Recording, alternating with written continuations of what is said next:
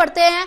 बता दें कि आज दिन की सबसे बड़ी खबर से आपको रूबरू करवा रहे हैं। हरियाणा में फिर से सैनी सरकार, हरियाणा के मुख्यमंत्री बने नायब सिंह सैनी और नायब सिंह सैनी के साथ 13 मंत्रियों ने शपथ ली है। और वहीं ज्यादा जानकारी साझा करने के लिए हमारे साथ ललित कांडपाल जुड़ चुके हैं। ललित, हरियाणा में फिर से सैनी सरकार का राज तिलक हो गया है और ऐसे में सैनी के साथ 13 मंत्रियों ने शपथ ग्रहण की है और ऐसे में अब भारतीय जनता पार्टी की आगे की क्या कुछ रणनीति?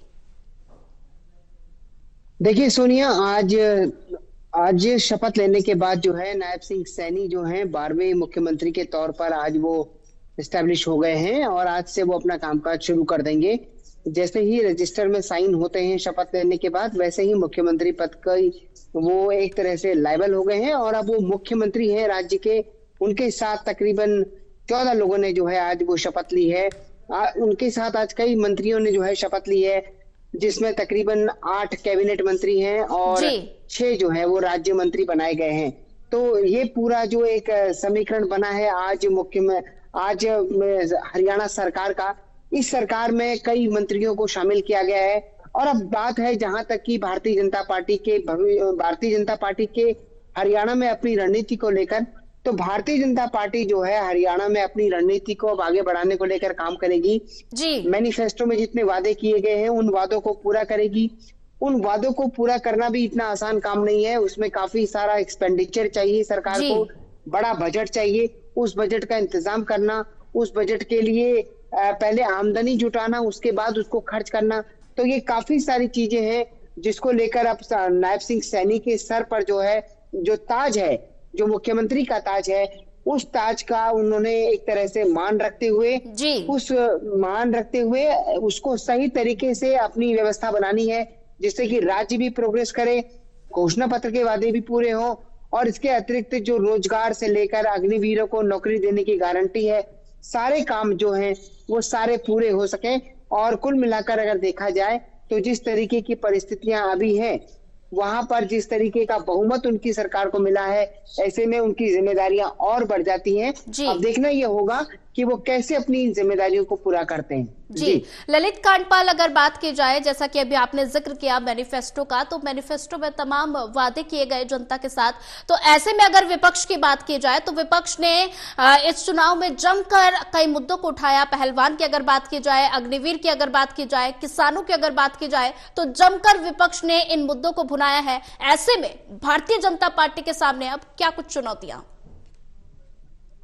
देखिए, कांग्रेस पार्टी ने जब चुनाव लड़ा तो उसने अपने अपने मुद्दे जो है जनता के सामने रखे, और लेकिन जनता ने उनके मुद्दों को नकारते हुए जो है उनके मुद्दों को नकार दिया और भारतीय जनता पार्टी के मुद्दों को जो है स्वीकार करते हुए उसे एक बड़ा बहुमत दिया है। अब इस बहुमत में स्थिति ये है कि उन्होंने जो घोषणा पत्र पेश किया, उन्होंने जो वादे किए, उन वादों को लेकर उनको पूरा होना है, पूरा करना है। भारतीय जनता पार्टी पूरे चुनाव में 36 बिरादरी की बात करती रही, तो उन 36 बिरादरी का विकास करना है। कांग्रेस पार्टी पर लगातार गुटबाजी का आरोप लगता रहा, तो वो तो एक चलिए पॉलिटिकल आरोप था कि अब उसमें कांग्रेस को देखना है। लेकिन अगर देखा जाए तो भारतीय जनता पार्टी के सामने सबसे बड़ी चुनौती है अपना मैनिफेस्टो पूरा करना, जल्दी से जल्दी मैनिफेस्टो पूरा करना। हालांकि ये सरकार 5 साल की है, लेकिन साथ में अगर जो एक तरह से अगर सरकार परफॉर्म करती है, उसी के आधार पर जनता तय करती है कि उसकी अगली सरकार किसकी बनने वाली है, कैसी बनने वाली है। तो यानी कि सरकार की गवर्नेंस से लोगों में एक अच्छा संदेश देना, ये बहुत ही इंपॉर्टेंट बात है सोनिया, और उसको नायब सिंह सैनी कैसे करते हैं ये देखने वाली बात होगी। जी ललित कांडपाल, अगर बात की जाए तो नायब सैनी के साथ जिन मंत्रियों ने शपथ ली है, क्या जातीय समीकरण को ध्यान में रखकर इन मंत्रियों को कैबिनेट में जगह मिली है? बिल्कुल, आपने सही कहा कि देखिए जातीय समीकरण को ध्यान में रखकर पूरी कैबिनेट का स्वरूप नजर आ रहा है। आप अगर शुरुआत से नजर देखें तो सबसे पहले मुख्यमंत्री नायब सिंह सैनी है, जो कि ओबीसी वर्ग से आते हैं, और उसके बाद अगर देखा जाए तो अनिल विज हैं, वो पंजाबी समाज से आते हैं। उसके बाद अगर आते हैं राव नरवीर सिंह, विपुल गोयल, यानी कि जो वैश्य समाज है वहां से भी प्रतिनिधित्व दिया गया है। अहिरों को भी प्रतिनिधित्व दिया गया है, क्योंकि इस बार अहिरवाल की 9 सीटों में से 8 सीटें भारतीय जनता पार्टी के पास आई हैं, इसलिए भारतीय जनता पार्टी ने वहां जो है 2 लोगों को मंत्री बनाया है, एक राव नरबीर सिंह को बनाया है, एक आरती राव को बनाया है।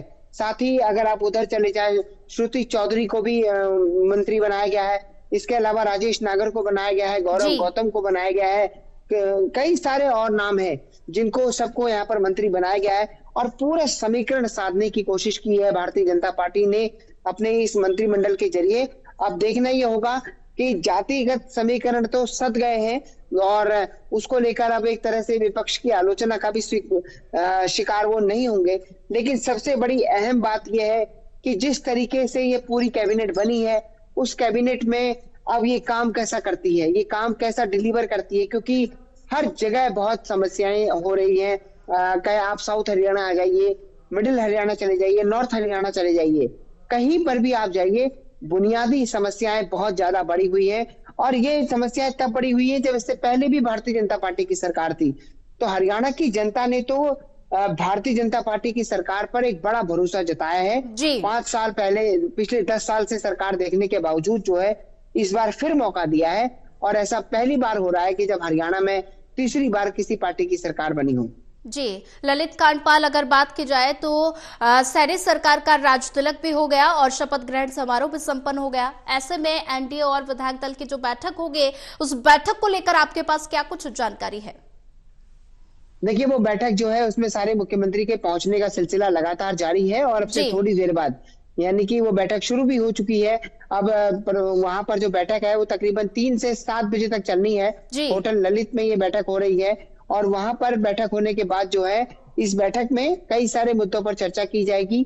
एनडीए के राज्यों में जिस तरीके की गवर्नेंस पॉलिसी अपनाई जा रही है उसको लेकर चर्चा की जाएगी।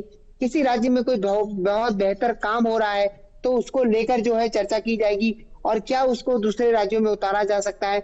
ये सारा रोड मैप जो है भारतीय जनता पार्टी खींचने की कोशिश कर रही है। और ये मुख्यमंत्रियों की बैठक जो है ये पिछले कई सालों से चलता हुआ कार्यक्रम है। जब प्रधानमंत्री नरेंद्र मोदी सरकार में आए थे, जब 2014 में वो प्रधानमंत्री बने थे, उसके बाद उन्होंने कई बार जो है सारे देश भर के मुख्यमंत्रियों की बैठक भी ली थी एक बार। लेकिन उसके बाद जो है अब यहाँ पर जो देखने को मिल रहा है ये एनडीए के मुख्यमंत्रियों की बैठक लगातार होती है। साल में 1 या 2 बार ये बैठक होती है और इस बैठक के जरिए जो है गवर्नेंस को बेहतर बनाने को लेकर विमर्श किया जाता है, एक दूसरे के आइडिया शेयरिंग किया जाता है। ठीक है ललित कांडपाल, ज्यादा जानकारी साझा करने के लिए आपका धन्यवाद। और वहीं ज्यादा जानकारी साझा करने के लिए हमारे साथ प्रदीप कुमार, एसोसिएट एडिटर भी जुड़ चुके हैं। प्रदीप जी, सैनी सरकार का राज तिलक हो गया और ऐसे में हरियाणा में तीसरी बार लगातार भारतीय जनता पार्टी ने हैट्रिक लगाई है। अगर बात की जाए नायब सैनी की, तो सीएम पद की दूसरी बार शपथ ली है और 11 कैबिनेट मंत्री, 2 को स्वतंत्र प्रभार की जिम्मेदारी मिली है। और ऐसे में अब भारतीय जनता पार्टी की क्या कुछ रणनीति?